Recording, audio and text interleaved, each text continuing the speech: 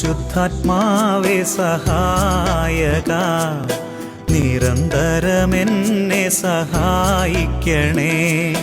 നിത്യവും കൂടെ വസിക്കുന്നോനേ, അഭിഷേകത്തിൻ അഗ്നി നിറച്ചിടണേ.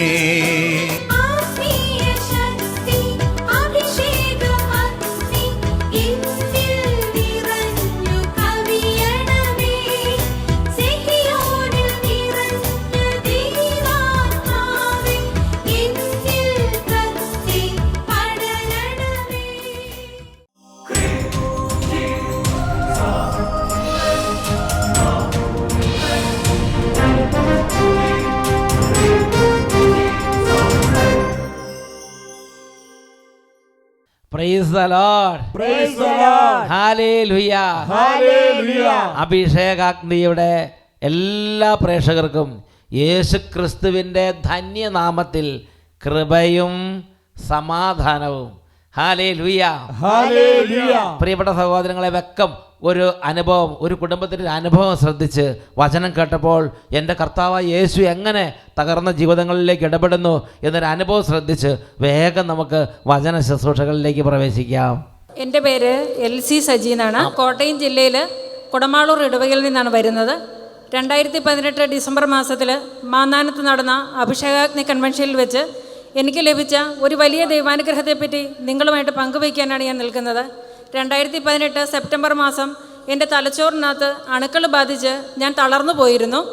അങ്ങനെ ആശുപത്രിയിൽ കിടക്കുമ്പോഴാണ് എൻ്റെ അടുത്ത വീട്ടിലൊരു സഹോദരി വന്ന് എനിക്ക് യേശുനാമത്തിൻ്റെ ശക്തി എന്ന പുസ്തകം വായിക്കുവാൻ തന്നത്. ആ സമയത്ത് എൻ്റെ കാഴ്ചശക്തിയും കേൾവിയും സംസാരശക്തിയും എല്ലാം നഷ്ടപ്പെട്ടിരുന്നു. ഈ പുസ്തകം കയ്യിൽ വെച്ച് ഞാൻ ഒരുപാട് കരഞ്ഞു. കാരണം എനിക്ക് ഒന്നും കാണുവാൻ പറ്റുന്നില്ല. അത് കഴിഞ്ഞ് മാന്നാനത്ത് അഭിഷേകാഗ്നി കൺവെൻഷൻ ഇങ്ങനെ നടക്കുന്നുണ്ടെന്ന് അറിഞ്ഞു. എന്നാൽ കൺവെൻഷനിൽ പങ്കെടുക്കാൻ പോകാൻ ഒരുങ്ങിയപ്പോൾ തന്നെ എനിക്ക് പെട്ടെന്നൊരു വിറയലും ഒക്കെ വന്നപ്പോഴത്തേക്കും എൻ്റെ ഭർത്താവ് പറഞ്ഞു, ഇന്ന് പോരണ്ട, നീ വീട്ടിലിരുന്നാൽ മതി, അവിടെ ഇരുന്ന് പ്രാർത്ഥിച്ചാൽ മതിയാവും എന്ന് പറഞ്ഞപ്പോൾ ഞാൻ പറഞ്ഞു, യേശുവിൻ്റെ അടുത്തേക്കല്ലേ പോകുന്നത്, നമുക്ക് പോകാം എന്ന് പറഞ്ഞ് എന്നെ താങ്ങി പിടിച്ച് ഇവിടെ രോഗികളുടെ സെക്ടറിൽ കൊണ്ടിരുത്തി. അവിടെ ഇരുന്ന് പ്രാർത്ഥിച്ച് സ്തുതിപ്പിൻ്റെ സമയത്ത് അച്ഛൻ വിളിച്ചു പറഞ്ഞു, തലച്ചോറിനകത്ത് അണുക്കൾ ബാധിച്ച LC എന്ന സഹോദരിയെ കർത്താവ് സുഖപ്രവചിച്ചിരിക്കുന്നു എന്ന്. ആ സമയത്ത് എനിക്ക് ശക്തമായി വിറയൽ അനുഭവപ്പെട്ടു. എന്നാൽ പിറ്റേ ദിവസം മുതൽ ആരുടെയും ഒരു സഹായമില്ലാതെ എനിക്ക് സ്വന്തമായിട്ട് നടക്കുവാൻ സാധിച്ചു. പിന്നെ കുഴപ്പമൊന്നുമില്ല. അന്ന് രാത്രി തന്നെ സൗഖ്യമായി. പിറ്റേ ദിവസം നേരെ വെളുത്ത് എഴുന്നേറ്റപ്പോൾ ആരുടെയും ഒരു സഹായമില്ലാതെ ജോലി ചെയ്യാം, നടക്കാം, ഇരിക്കുക, എല്ലാ ജോലികളും ചെയ്യാവുന്ന വിധം ശരീരത്തിൽ വ്യത്യാസങ്ങൾ. ഇപ്പം ഞാൻ ജോലിക്ക് പോകുന്നുണ്ട്, വീട്ടിലെ പണികളും ഒക്കെ ചെയ്യുന്നുണ്ട്. എനിക്ക് യാതൊരുവിധ തടസ്സങ്ങളും ഇല്ല. ശരിക്കുള്ള അസുഖം എന്തായിരുന്നു? തലച്ചോറിൽ അണുക്കൾ ബാധിച്ചു. മൈക്കിൽ കൂടെ പറ. അണുക്കൾ ബാധിച്ചു. അപ്പൊ അതുകൊണ്ട് പിന്നെ ജോലി ഒന്നും ചെയ്യാൻ പറ്റില്ല, ഒന്നും ചെയ്യാൻ പറ്റത്തില്ല, സ്വന്തമായിട്ട് എണീറ്റ് നടക്കാൻ പറ്റത്തില്ല, ശരിക്കും നോർമലായിട്ട് നടക്കാൻ പറ്റില്ല, ജോലി ചെയ്യാൻ പറ്റില്ല. കണ്ണിന്റെ കാഴ്ചശക്തി പൂർണ്ണമായിട്ടും പോയി. ആരെങ്കിലും അടുത്ത് നിൽക്കുന്നുണ്ടെങ്കിൽ ഒരു നിഴൽ പോലെ മാത്രമേ കാണാൻ സാധിക്കൂ. 2 കണ്ണുകളുടെ കാഴ്ചശക്തി പോയിട്ട് ഒരാൾ നേരെ ഫ്രണ്ടിൽ വന്ന് നിന്നാൽ ഒരു നിഴൽ നിൽക്കുന്ന ഒരു നിഴൽ മാത്രമേ പോലെ തോന്നുള്ളൂ. അതുപോലെ കണ്ണുകൾ പ്രവർത്തനരഹിതമാകാൻ തുടങ്ങി. പിന്നെ അതുപോലെ നടക്കാനൊന്നും എല്ലാ ശരീരം, കയ്യും കാലും എല്ലാം കുഴഞ്ഞു പോകും. ചെവിയുടെ കേൾവിശക്തിയും പോയി, നാവ് കുഴഞ്ഞു. ചെവിയുടെ കേൾവിശക്തി പോയി, കേൾവിശക്തിയും പോയി, നാവും കുഴഞ്ഞു പോയി. ഞാൻ പറയുന്നത് ആർക്കും തന്നെ മനസ്സിലാക്കാൻ പറ്റാതെയായി, നാവ് കുഴഞ്ഞ് സംസാരിക്കാൻ പറ്റാതെയായി. അങ്ങനെ ഇരിക്കുമ്പോഴാണ് ഭർത്താവ് പറഞ്ഞത് പിന്നെ മാത്രമല്ല, അഭിഷേകത്തിന് കൺവെൻഷൻ ഒന്ന് പോകാമെന്ന് വിചാരിച്ചപ്പോൾ അന്ന് പതിവില്ലാത്ത വിറയലും പടച്ചിലും. അപ്പോൾ ഭർത്താവ് പറഞ്ഞു, എന്നാൽ നീ ഇവിടെ ഇരുന്ന് അന്ന് ഞാൻ പോയിക്കോളാമെന്ന് പറഞ്ഞു. അപ്പോൾ പറഞ്ഞു, ഇല്ല, നമുക്ക് കൺവെൻഷനല്ലേ, പോകാമെന്ന് പറഞ്ഞു. അങ്ങനെ കൺവെൻഷൻ ഗ്രൗണ്ടിൽ വന്നിരുന്നു. ശക്തമായി സ്തുതിച്ച സമയത്ത് കർത്താവ് തലച്ചോറിൽ അണുക്കൾ ബാധിച്ച ഒരു വ്യക്തിയെ ഇപ്പോൾ LC എന്ന് പറഞ്ഞ സഹോദരിയെ സുഖപ്പെടുത്തുന്നു എന്നൊരു മെസ്സേജ്. ആ സമയം തന്നെ ശരീരത്തിലേക്ക് ഒരു ശക്തി പ്രവഹിക്കുന്ന അനുഭവം. അപ്പോൾ ആ സമയത്ത് എന്താ തോന്നിയത്? ആ ഒരു അനൗൺസ്മെന്റ് നടന്ന സമയത്ത്, ആ സമയത്ത് തന്നെ LCയുടെ ശരീരത്തിൽ ശക്തമായൊരു വിറയൽ, ഒരു കറണ്ട് പാസ് ഇരുന്ന ശരീരം ഇങ്ങനെ ആടാൻ തുടങ്ങി. അപ്പോൾ ഭർത്താവ് പറഞ്ഞു, നമുക്ക് വീട്ടിൽ പോകാം, നിനക്ക് ഒട്ടും വയ്യല്ലോ. ഞാൻ പറഞ്ഞ സാരമില്ല, നമുക്ക് എന്തായാലും കൺവെൻഷൻ കഴിഞ്ഞ് അച്ഛൻ്റെ ബ്ലെസ്സിങ്ങും വാങ്ങിയിട്ട് വീട്ടിൽ പോകാം. അന്ന് ബ്ലെസ്സിങ്ങും വാങ്ങിച്ച് വീട്ടിൽ ചെന്ന് പിറ്റേന്നും പോലെ ഞാൻ നടക്കാൻ തുടങ്ങി. പിറ്റേ ദിവസം അന്ന് പോയി കിടന്ന് നന്നായിട്ട് അങ്ങനെ ഉറങ്ങി. ഉച്ചത്തിൽ പറഞ്ഞ hallelujah, hallelujah, hallelujah, hallelujah, price the lord, praise the Lord. യേശുവിന്റെ നാമം ചൊല്ലിക്കട്ടെ. യേശുവിന്റെ രക്തം ഒഴുകട്ടെ. യേശുവിൻ്റെ നാമത്തിൽ വിടുതൽ സംഭവിക്കട്ടെ. 2 കരങ്ങൾ ഉയർത്തി നന്നായിട്ട് ഉച്ചത്തിൽ കൈയടിച്ച് കർത്താവിനെ ആരാധിക്കാം. Hallelujah, hallelujah, hallelujah. യേശുനാമം നിറയട്ടെ, യേശുവിന്റെ രക്തം ഒഴുകട്ടെ, യേശുവിന്റെ നാമത്തിൽ വിടുതൽ പ്രാപിച്ചിടട്ടെ. നല്ല ജീവനോടെ യേശുനാമം നിറയട്ടെ, യേശുവിന്റെ രക്തം ഒഴുകട്ടെ, യേശുവിന്റെ നാമത്തിൽ വിടുതൽ പ്രാപിച്ചിടട്ടെ. യേശുനാമം നിറയട്ടെ, യേശുവിന്റെ രക്തം ഒഴുകട്ടെ, യേശുവിന്റെ നാമത്തിൽ വിടുതൽ പ്രാപിച്ചിടട്ടെ, യേശുവിന്റെ നാമത്തിൽ വിടുതൽ പ്രാപിച്ചിടട്ടെ. Praise the lord, praise the lord, hallelujah, hallelujah. നമുക്ക് എല്ലാവർക്കും ചാടി എഴുന്നേൽക്കാം. വളരെ തീക്ഷ്ണമായിട്ട് കുറച്ചു നേരം നമ്മുടെ കർത്താവിനെ ആരാധിക്കാം. പ്രിയപ്പെട്ട ദൈവമക്കളെ, ഒരുമിച്ച് കുടുംബം ഒരുമിച്ച് ആരാധിക്കുന്ന സമയം 2 കരങ്ങൾ ഉയർത്തിപ്പിടിക്കാം. ഓ മഹത്വത്തിൻ്റെ രാജാവ്, കൃപയുടെ സമുദ്രമായ രാജാവ്, കരുണാസമുദ്രമായ നമ്മുടെ കർത്താവ് ഇപ്പോൾ കുടുംബങ്ങൾ ഇടപെടുകയാണ്. അവിടുന്ന് കുടുംബങ്ങളെ സന്ദർശിക്കുകയാണ്. തളർന്ന ജീവിതങ്ങളെ കൈപിടിച്ചുയർത്തുകയാണ്.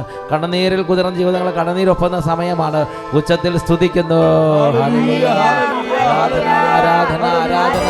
ഓ സകല ജനങ്ങൾ ഉണരട്ടെ, സകല കുടുംബങ്ങൾ ഉണരട്ടെ, സകല ജനപദങ്ങൾ ഉണരട്ടെ, ദേശാന്തരങ്ങൾ ഉണരട്ടെ, സഭ ഉണരട്ടെ. ഓ ദൈവത്തിന്റെ അത്ഭുത ശക്തി. ജനതകളകിലും യേശുവിനായി അണിചേരട്ടെ. ക്രിസ്തുവിൻ സഭയുടെ ഉപ്പായി മാറാൻ ആത്മാവിനാൽ ഉറകൂട്ടണമേ. കരങ്ങളടിച്ച് ജനതകളകിലും ഉണരട്ടെ, യേശുവിനായി അണിചേരട്ടെ. ക്രിസ്തുവിൻ സഭയുടെ ഉപ്പായി മാറാൻ ആത്മാവിനാൽ ഉറകൂട്ടണമേ. ആത്മാവേ, Holy Spirit, ഇറങ്ങണമേ. വചനത്തിൽ തീക്കനലാ വീണ്ടും ജ്വലിപ്പിക്കണേ. Holy Spirit, ആത്മാവേ, കരങ്ങൾ ഉയർത്തി കൈയടിച്ച് ഇറങ്ങണമേ.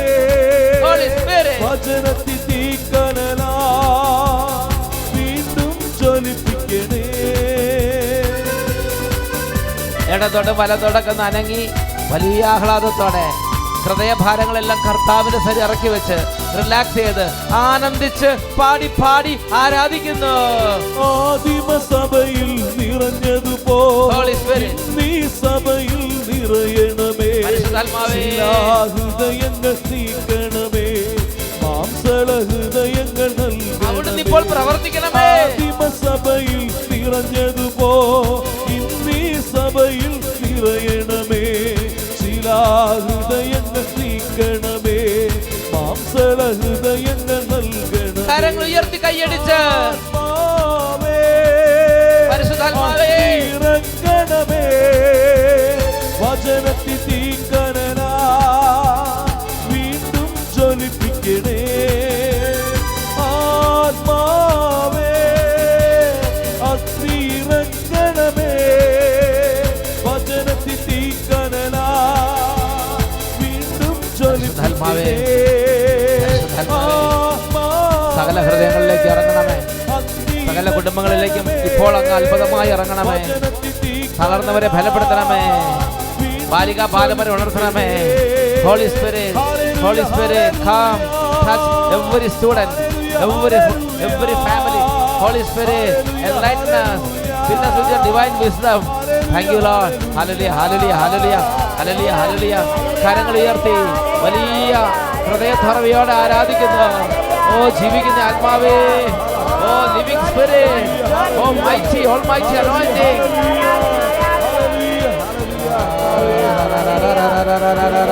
ഹല്ലേലൂയ, ആരാധന, ആരാധന. സകല ഹൃദയങ്ങൾ അഭിഷേകം കൊണ്ട് നിറയട്ടെ, കുടുംബങ്ങളെല്ലാം അഭിഷേകം കൊണ്ട് നിറയട്ടെ. ക്ഷീണിച്ചവർ ശക്തി പ്രാപിക്കട്ടെ, കുട്ടികൾ ഉണരട്ടെ, യുവതീവാക്കന്മാർ അഭിഷേകം പ്രാപിക്കട്ടെ. സകല ജനത്തിനു മേൽ പുതിയ അഭിഷേക ശക്തി ഇപ്പോൾ ആവർത്തിക്കട്ടെ. ഹല്ലേലൂയ, ആരാധന. ഹല്ലേലൂയ, ഹല്ലേലൂയ,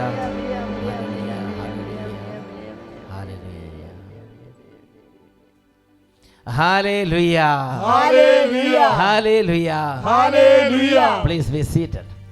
പ്രിയപ്പെട്ട ദൈവമക്കളെ, നമ്മുടെ ജീവിതത്തിന് വലിയ അനുഗ്രഹം കൊണ്ടുവരുന്നൊരു കാര്യം ഇന്ന് പരിശുദ്ധാത്മാവ് നമ്മളോട് പങ്കുവെക്കാൻ പോവുകയാണ്. ദുർവൃത്തരുടെ ഇടയിൽ ലോത്തിനെ സൂക്ഷിച്ച കർത്താവ്. അതാണ് നമ്മൾ ചിന്തിക്കുന്ന വിഷയം. പത്രോസിൽ എഴുതിയ 2-ാം ലേഖനം 2-ാം അധ്യായം 7 മുതൽ 9 വരെ വാക്യങ്ങൾ.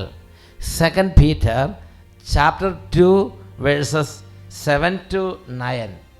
ദുഷ്ടരുടെ ദുർവൃത്തി മൂലം വളരെ വേദന സഹിച്ച നീതിമാനായ ലോത്തിനെ അവിടുന്ന് അവരുടെ ഇടയിൽ നിന്ന് രക്ഷിച്ചു.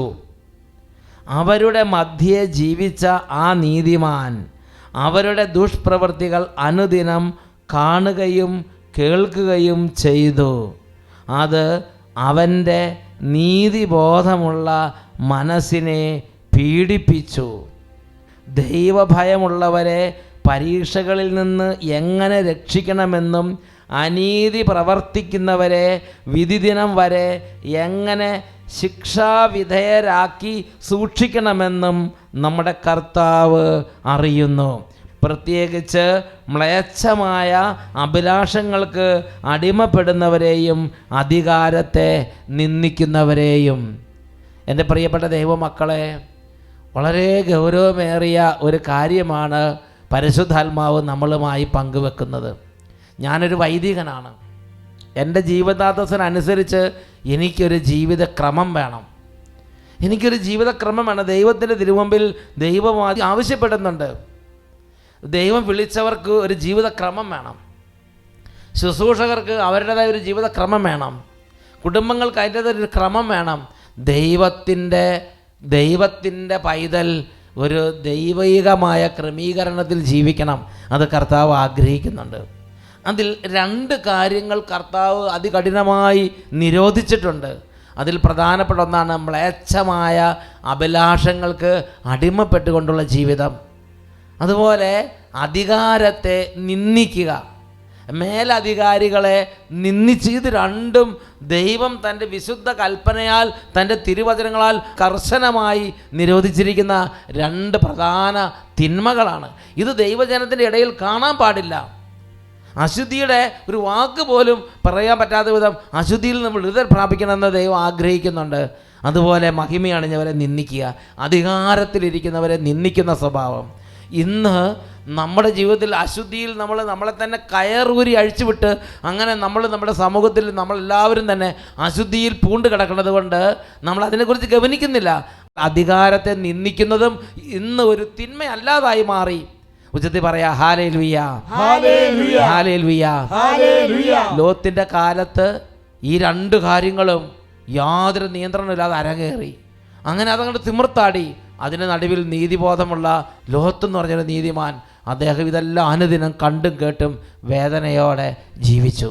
പ്രിയപ്പെട്ട സഹോദരങ്ങളെ, വിശുദ്ധലേഖനം പറയാണ്, ദൈവം ലോത്തിനെ നിത്യജീവനിലേക്ക് കരുതാനും അതുപോലെ തന്നെ തിന്മയ്ക്ക് അടിമപ്പെട്ട് ഇതുപോലെ ദൈവത്തെ നിന്ദിച്ച് ദൈവഭയം ഇല്ലാതെ തന്നിഷ്ടം പോയവരെ വിധി ദിവസം വരെ ശിക്ഷാവിധേയരായി കാത്തു സൂക്ഷിക്കുന്നത് എങ്ങനെയാണെന്നും അവിടെ വിശുദ്ധലേഖനം നമുക്ക് വെളിപ്പെടുത്തി തരികയാണ്. നല്ല സ്വരത്തിൽ പറഞ്ഞേ ഹല്ലേലൂയ, ഹല്ലേലൂയ. 2നും പ്രതിഫലമുണ്ട്. കൂത്താടി അർമാദിച്ച് ഞാൻ തന്നെ നിയമം, എനിക്ക് മുകളിൽ ആരുമില്ല, അങ്ങനെ പോയാൽ അതിന് ശിക്ഷാവധി ഉണ്ട് എന്ന് ദൈവത്തിൻ്റെ വചനം മുന്നറിയിപ്പ് തരികയാണ്. ദൈവഭയമുള്ള മനസ്സോടുകൂടെ നീതിബോധത്തോടെ ജീവിച്ച് ആദരം അർഹിക്കുന്നവർക്ക് ആദരം. അതാണ് റോമാലേഖനത്തിൽ 13-ാം അധ്യായം 7-ാം വാക്യം. ആദരം അർഹിക്കുന്നവർക്ക് ആദരം, ബഹുമാനം അർഹിക്കുന്നവർക്ക് ബഹുമാനം, അനുസരണം അർഹിക്കുന്ന അനുസരണം. അങ്ങനെ ഓരോരുത്തർക്കും അർഹതപ്പെട്ടത് കൊടുത്തുകൊണ്ടുള്ള ദൈവഭയമുള്ളൊരു മനസ്സിൻ്റെ ഉടമകളായി ജീവിക്കുന്ന നീതിബോധമുള്ളൊരു ജീവിതമുണ്ട്. അതിനെ ദൈവം ശുപാർശ പറയുന്നു, അതിനെ ദൈവം അംഗീകരിക്കുന്നു, അതിന് ദൈവം വലിയ പ്രതിഫലം നൽകാനിരിക്കുന്നു. നാം ജീവിക്കുന്ന ഈ കാലഘട്ടത്തിൽ ഒത്തിരി പേര് ഈ ദിവസങ്ങൾ എവിടെ ചെല്ലുമ്പോഴും പറയുന്നൊരു കാര്യമുണ്ട്, അച്ഛാ ഇത് എന്തു ചെയ്യും, ആകെ ഒരു വല്ലാത്ത വിഷമമാണ്, ഹൃദയഭാരം. ഇത് ഞാൻ നിങ്ങളോട് ഇടയ്ക്കിടയ്ക്ക് പറയാൻ കാരണം ഈ കാലഘട്ടത്തിൽ നിഷ്കളങ്ക ആത്മാക്കൾ അത്രമാത്രം ഭാരം വഹിക്കുന്നുണ്ട്. ഓരോ ഭവനങ്ങളിലിരുന്ന് വേദനിക്കുന്ന ആത്മാക്കളുണ്ട്, ഓരോ സമൂഹങ്ങളിലിരുന്ന് വേദനിക്കുന്ന ആത്മാക്കളുണ്ട്, ഓരോ ഇടവകയിലിരുന്ന് വേദനിക്കുന്ന ആത്മാക്കളുണ്ട്.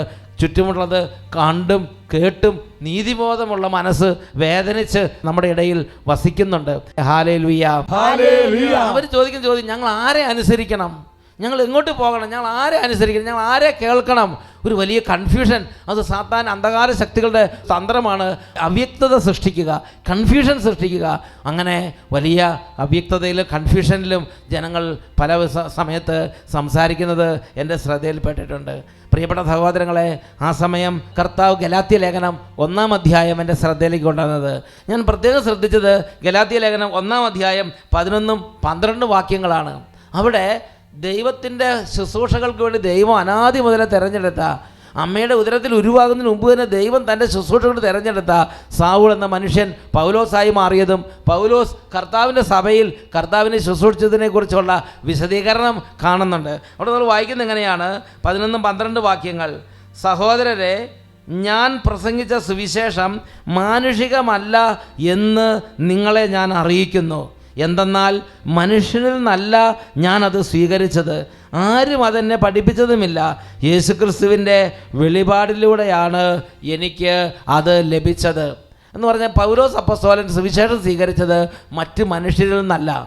പൗലോസ് അപ്പോസ്തലൻ സാവൂൾ എന്ന മനുഷ്യൻ അദ്ദേഹം കുതിരപ്പുറത്ത് യാത്ര ചെയ്ത് ക്രിസ്ത്യാനികളെ പീഡിപ്പിക്കാൻ വേണ്ടി പോകുമ്പോൾ ദമാസ്കസിൽ വെച്ചിട്ട് അദ്ദേഹത്തിന് ശക്തമായൊരു ദൈവാനുഭവം ഉണ്ടായി. അദ്ദേഹം കുതിരപ്പുറത്ത് നിലത്ത് വീണു. അപ്പോൾ അദ്ദേഹം ചോദിച്ചു, കർത്താവേ, അങ്ങ് ആരാണ്? അപ്പോൾ മറുപടി ഉണ്ടായി, നീ പീഡിപ്പിക്കുന്ന യേശുവാണ് ഞാൻ. അവിടെ തൊട്ട് സാവൂളിൻ്റെ മാനസാന്തരം ആരംഭിക്കുകയാണ്. വചനത്തിൽ അദ്ദേഹം പറയുകയാണ്, അന്ന് അദ്ദേഹം നേരെ അറേബ്യൻ മരുഭൂമിയിലേക്ക് പോയി. അദ്ദേഹം മരുഭൂമിയിലേക്ക് പോയി ദിനരാത്രങ്ങൾ പ്രാർത്ഥനയിലും ഉപവാസത്തിലും കഴിഞ്ഞുകൂടി. പ്രിയപ്പെട്ട സഹോദരങ്ങളെ, അവിടെ വെച്ച് അദ്ദേഹത്തിൻ്റെ മാനസാന്തരം സംഭവിച്ചു. അദ്ദേഹത്തിന് ജ്ഞാനസ്നാനം കിട്ടി. പിന്നെ അദ്ദേഹം മരുഭൂമിയിലേക്ക് പോയി ഒരുപാട് ദിനരാത്രങ്ങൾ പ്രാർത്ഥിക്കാൻ തുടങ്ങി. പ്രാർത്ഥിച്ച് അദ്ദേഹത്തിന് ദൈവത്തിൽ നിന്ന് നേരിട്ട് റെവലേഷൻ ലഭിച്ചു. അങ്ങനെയാണ് അദ്ദേഹത്തിന് സുവിശേഷം കിട്ടിയത്. അതുകൊണ്ടാണ് പൗലോസ് അപ്പോസ്തലൻ പറയണത്, ഞാനിത് മറ്റ് അപ്പോസ്തലന്മാരുടെ അടുത്ത് പോയി പഠിച്ചതല്ല, ഞാനിത് പുസ്തകം വായിച്ച് പഠിച്ചതല്ല, ഞാനിത് കേട്ട് പഠിച്ചതല്ല, എനിക്ക് എൻ്റെ കർത്താവ് നേരിട്ട് വെളിപ്പെടുത്തുന്നതാണ്. തൻ്റെ മാനസാന്തരത്തിന് ശേഷം അറേബ്യൻ മരുഭൂമിയിലിരുന്ന് അദ്ദേഹം ദിനരാത്രങ്ങൾ പ്രാർത്ഥിച്ചപ്പോൾ ദൈവത്തിൻ്റെ റെവലേഷൻ അദ്ദേഹത്തിന് ലഭിച്ചു. അതാണ് 11-12 വാക്യങ്ങൾ. സഹോദരരെ, ഞാൻ പ്രസംഗിച്ച സുവിശേഷം മാനുഷികമല്ല എന്ന് നിങ്ങളെ ഞാൻ അറിയിക്കുന്നു. എന്തെന്നാൽ മനുഷ്യനിൽ നിന്നല്ല ഞാനത് സ്വീകരിച്ചത്, ആരും അതെന്നെ പഠിപ്പിച്ചതുമില്ല. യേശുക്രിസ്തുവിൻ്റെ വെളിപാടിലൂടെയാണ് അത് എനിക്ക് ലഭിച്ചത്. ഇത്രയും കൃത്യമായി വെളിപാട് ലഭിച്ച മറ്റൊരു അപ്പോസ്തലനില്ല. അവരൊക്കെ ഈശോയുടെ കൂടെ നടന്നു, കുറേ കേട്ട് കുറേ കേട്ടില്ല, കുറേ സമയത്ത് ഉറങ്ങി, അങ്ങനെ പല വിധത്തിൽ ഈശോയുടെ കൂടെ നടന്ന് മാനുഷികമായ ഒരു അന്തരീക്ഷത്തിലാണ് മറ്റെല്ലാ അപ്പോസ്തലന്മാരും ഈശോയിൽ നിന്ന് സുവിശേഷം സ്വീകരിച്ചത്.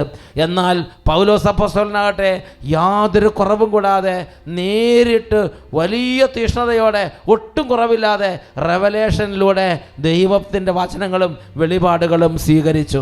അതിനുശേഷം അദ്ദേഹം നേരെ സുവിശേഷ ശുശ്രൂഷയ്ക്ക് വേണ്ടി പോയി. അദ്ദേഹം പിന്നെ വേറെ ആരെയും കാണാൻ നിന്നില്ല. അതാണ് 17-ാമത്തെ തിരുലിഖിതം. 17-ാമത്തെ തിരുലിഖിതം വായിക്കുന്നത് എങ്ങനെയാണ്?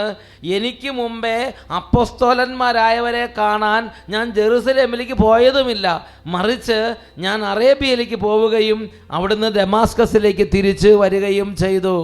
Price the Lord. അദ്ദേഹം തീഷ്ണമായ അദ്ദേഹത്തെ കർത്താവിൻ്റെ അനുഭവത്തിൽ, റെവലേഷൻ്റെ അനുഭവത്തിലും തീഷ്ണതയിൽ അദ്ദേഹം വേല ചെയ്തു. അങ്ങനെ ഒരുപാട് വർഷങ്ങൾ, പതിറ്റാണ്ടിലധികം അദ്ദേഹം വേല ചെയ്തു. ആ സമയത്തെല്ലാം പരിശുദ്ധാത്മാവിൻ്റെ പൂർണ്ണമായ ഒരു നയിക്കലും അനുഭവം അദ്ദേഹത്തിന് നിറഞ്ഞു നിന്നിരുന്നു. അദ്ദേഹം പരിശുദ്ധാത്മാവിനോട് കൂടെ ജോലി ചെയ്തുകൊണ്ടിരുന്നു. 2-ാം അധ്യായം അതിൽ 1-2 വാക്യങ്ങൾ അവിടെ നമ്മൾ വായിക്കുന്നത് ഇങ്ങനെയാണ്: പിന്നീട് 14 വർഷത്തിന് ശേഷം ബർന്നബാസിനോടുകൂടെ ഞാൻ വീണ്ടും ജെറുസലേമിലേക്ക് പോയി. തീത്തോസിനെയും കൊണ്ടുപോയിരുന്നു. ഈ 14 വർഷം ശുശ്രൂഷ ചെയ്ത് കഴിഞ്ഞപ്പോൾ ഒരു ദിവസം പരിശുദ്ധാത്മ പറഞ്ഞു, പൗലോസ് നിന്റെ ശുശ്രൂഷ നിർത്തുക, നീ നിന്റെ ശുശ്രൂഷ നിർത്തൂ. അതിനുശേഷം നീ ചെയ്യേണ്ട ഒരു കാര്യമുണ്ട്, നീ ജെറുസലേമിലേക്ക് പോകണം. ജെറുസലേമിൽ അവിടെ പത്രോസ് എന്ന ഒരു തലവനുണ്ട്. നീ പത്രോസിൻ്റെ അടുത്ത് പോയി നീ പ്രസംഗിക്കുന്ന സുവിശേഷം മുഴുവൻ പത്രോസിനെ പറഞ്ഞു കേൾപ്പിക്കുക. അവിടെയുള്ള പ്രധാനികളുണ്ട്, പത്രോസും ടീമും ഉണ്ട്. ആ പത്രോസിനും ടീമിനെ നിന്റെ സുവിശേഷം നീ പറഞ്ഞു കേൾപ്പിക്കുക. അവർ ഓക്കെ, നിനക്ക് അംഗീകാരം തന്നാൽ നീ പ്രസംഗിക്കുക, അവർ അംഗീകാരം തന്നില്ലെങ്കിൽ നീ പ്രസംഗിക്കണ്ട. ഈ വിധത്തിൽ പരിശുദ്ധാത്മാവ് പൗലോസ് അപ്പോസ്തലന്റെ ജീവിതത്തിൽ ഇടപെട്ടു.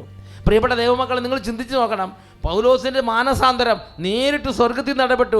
യേശു വന്നു, നേരിട്ട് അപ്പിയർ ചെയ്തു, പ്രത്യക്ഷപ്പെട്ടു. അങ്ങനെ പ്രകടമായി ദൈവം പ്രത്യക്ഷപ്പെട്ട് വിളിച്ച ആളാണ് പൗലോസ് അപ്പോസ്തലൻ. അതിനുശേഷം മാനസാന്തരത്തിന് അദ്ദേഹം കരഞ്ഞ് പ്രാർത്ഥിച്ചു.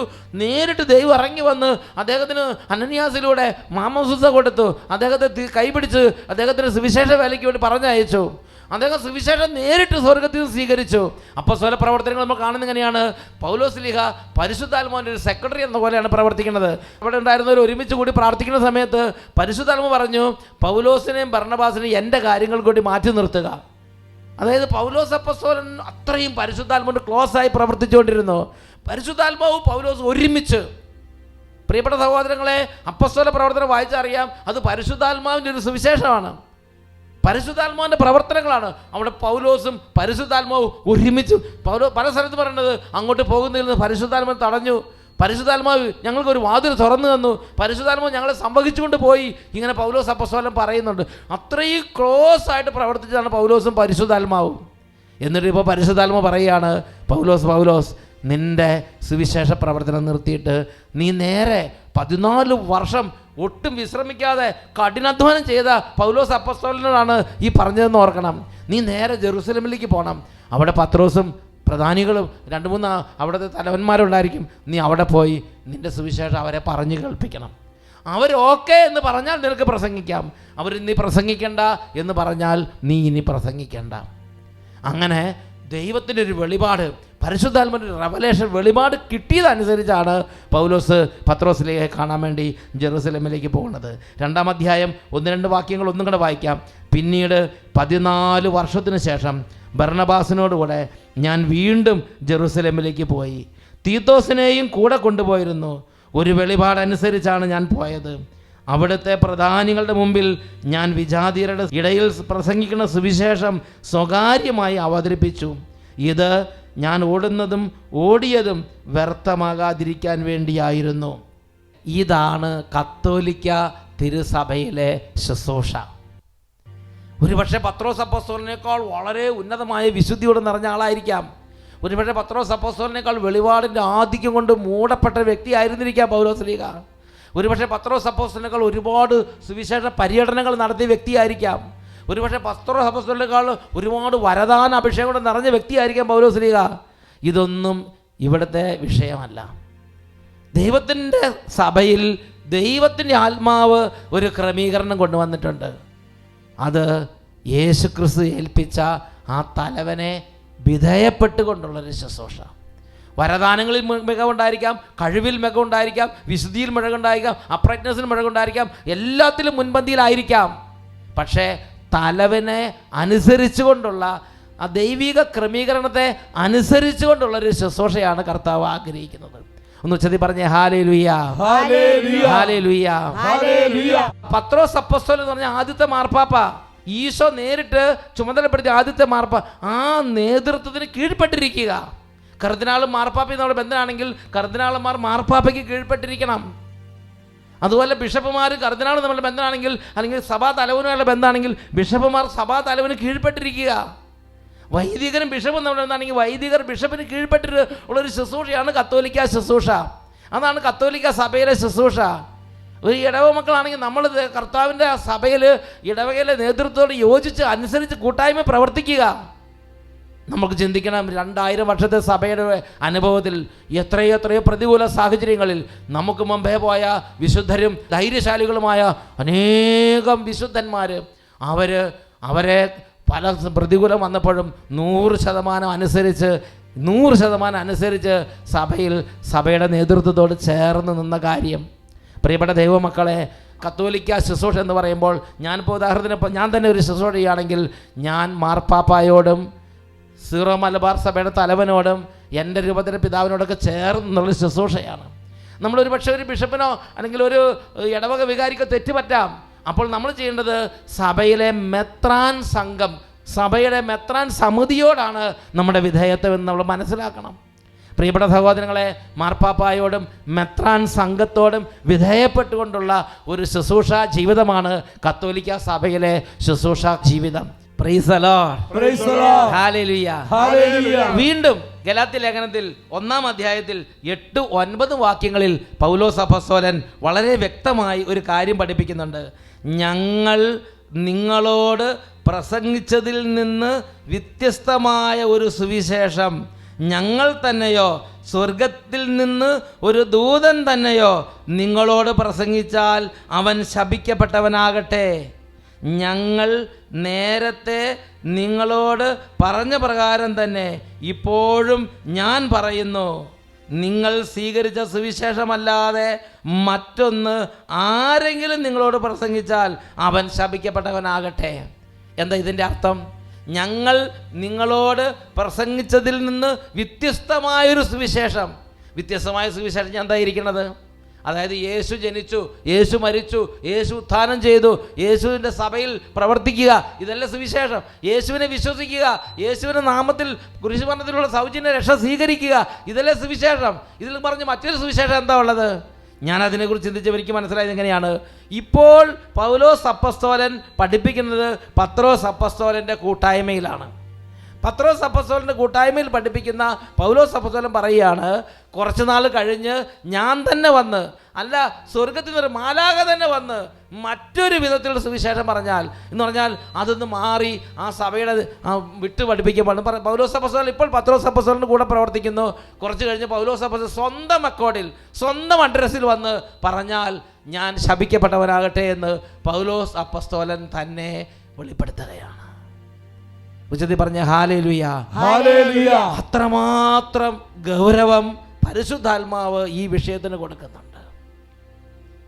പൗലോസ് അപ്പോസ്തലൻ തന്നെ പറയുകയാണ്, എനിക്ക് തന്നെ ഒരുപക്ഷെ കുറച്ച് കഴിയുമ്പോൾ ഒരു വികല്പം വരാം, ഒരു വിഭ്രാന്തി വരാം. എന്നിട്ട് ഞാൻ തന്നെ എൻ്റേതായ രീതി വന്ന് സുവിശേഷം പ്രസംഗിക്കാൻ തുടങ്ങിയാൽ നിങ്ങൾ എന്നെ ശ്രവിക്കരുത് എന്ന് പൗലോസ് അപ്പോസ്തലൻ തന്നെ വിശ്വാസികളെ ഉത്ബോധിപ്പിക്കുകയാണ്.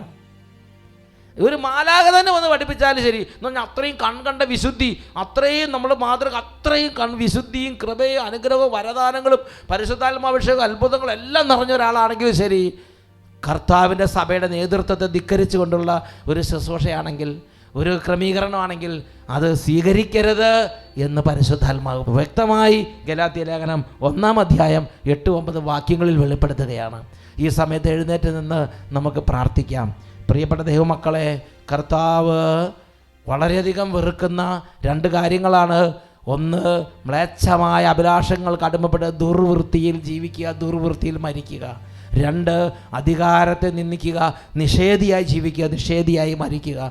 ഈ 2 വലിയ തിന്മകളിൽ നിന്ന് രക്ഷിക്കണമേ എന്ന് പരിശുദ്ധ കുർബാന എഴുന്നള്ളിച്ച് വെച്ച് നമുക്കെല്ലാവർക്കും പ്രാർത്ഥിക്കാം.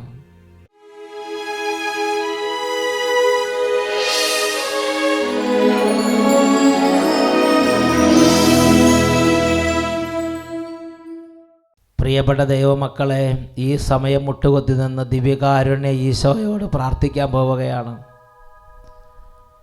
മാർപ്പാപ്പായോടും മെത്രാൻ സംഘങ്ങളോടും മെത്രാൻ സമിതികളോടും ഐക്യത്തിലുള്ള ശുശ്രൂഷയാണ് കത്തോലിക്ക ശുശ്രൂഷ. ഞാൻ വചനം പ്രഘോഷിക്കുകയോ ഞാൻ ബലിയർപ്പിക്കുകയോ ഞാൻ എന്തെങ്കിലും കർത്താവിൻ്റെ സഭയിൽ ശുശ്രൂഷ ചെയ്യുമ്പോൾ ഞാനല്ല, എൻ്റെ കർത്താവിൻ്റെ സഭയിൽ എൻ്റെ കർത്താവ് തന്നെയാണ് പ്രവർത്തിക്കുന്നത്. അതിന് കർത്താവ് ഒരു ക്രമീകരണം സ്ഥാപിച്ചിട്ടുണ്ട്. മാർപ്പാപ്പായോടും മെത്രാൻ സംഘത്തോടും ഐക്യത്തിലുള്ള ശുശ്രൂഷ, സഭയുടെ മജിസ്റ്റേറിയത്തോട് ചേർന്നുള്ള ശുശ്രൂഷ. കഴിഞ്ഞ നാളുകളിൽ മാർപ്പാപ്പായോടും തിരുസഭാ നേതൃത്വത്തോടും ഹൃദയം കൊണ്ട് അകൽച്ചയോ നീരസമോ വന്ന് എന്തെങ്കിലും വീഴ്ചകൾ വന്നിട്ടുണ്ടെങ്കിൽ, നമ്മൾ മനുഷ്യരാണ്, ഒരുപാട് തവണ വീണ് പോകുന്നവരാണ്. ഈ സമയം 2 കരങ്ങൾ ഉയർത്തിപ്പിടിക്കാം. ഈശോയെ, എല്ലാ വെറുപ്പും ഹൃദയത്തിൽ വന്ന എല്ലാ നീരസങ്ങളെല്ലാം കഴുകണമേ കർത്താവേ. എന്തെങ്കിലും അനുസരണക്കേട് വന്നിട്ടുണ്ടെങ്കിൽ എന്നോട് ക്ഷമിക്കണമേ കർത്താവേ. ഈ രാത്രി എനിക്കൊരു പുതിയ അഭിഷേകം തരണമേ. തിരുസഭയെ സ്നേഹിക്കാൻ കൃപ തരണമേ കർത്താവേ. എനിക്ക് കൂടുതൽ വെളിപ്പെടുത്തലുകൾ തരണമേ, കൂടുതൽ എനിക്ക് ജ്ഞാനം തരണമേ. കരങ്ങൾ ഉയർത്തി ഉച്ചത്തിൽ സ്തുതിക്കാം. Hallelujah, hallelujah, hallelujah. ഈശോയെ ക്ഷമിക്കണമേ, എന്നോട് ക്ഷമിക്കണമേ. കൈകൾ ഉയർത്തി ഉച്ചത്തിൽ വിളിക്കുന്നു, ഈശോയെ, ക്ഷമിക്കണമേ, എന്നോട് പൊറുക്കണമേ. ഈശോയെ